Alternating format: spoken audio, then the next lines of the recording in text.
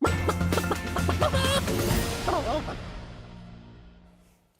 rubriki Glas ljudstva pa danes rešujemo težave gospe Marije, ki je na eni od ljubljanskih pošt kupila znamke za pismo v tujino. Šele doma pa zgroženo ugotovila, da je na znamkah narisana podgana.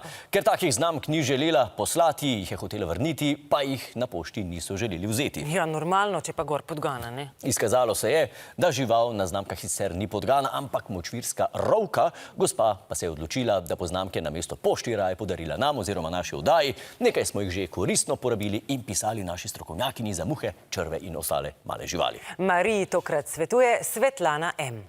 Marija, in ne vem, kaj se to pritožujete, se so podgane, vendar ena najlepših aktualnih prispodob za Ljubljančane.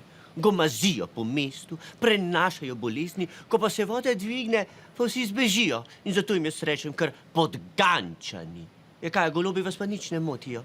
Leteče podgane, ki mi vsako jutro glede cel balkon poserjajo, a v njih pa nič ne pišete. Ja, če bi bil golob na znamki, se sigurno ne bi pritoževali.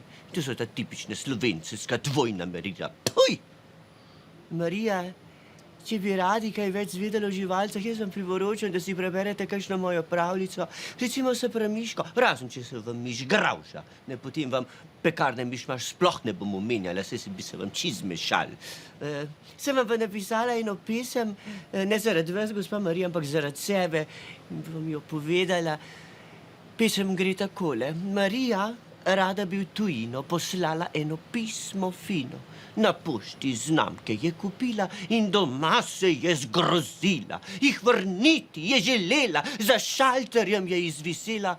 Pol pa oko se pritoževala, zato so mi direkt dejala, poslušaj ti, če sramuješ se podgane, hit odcel se iz Ljubljane.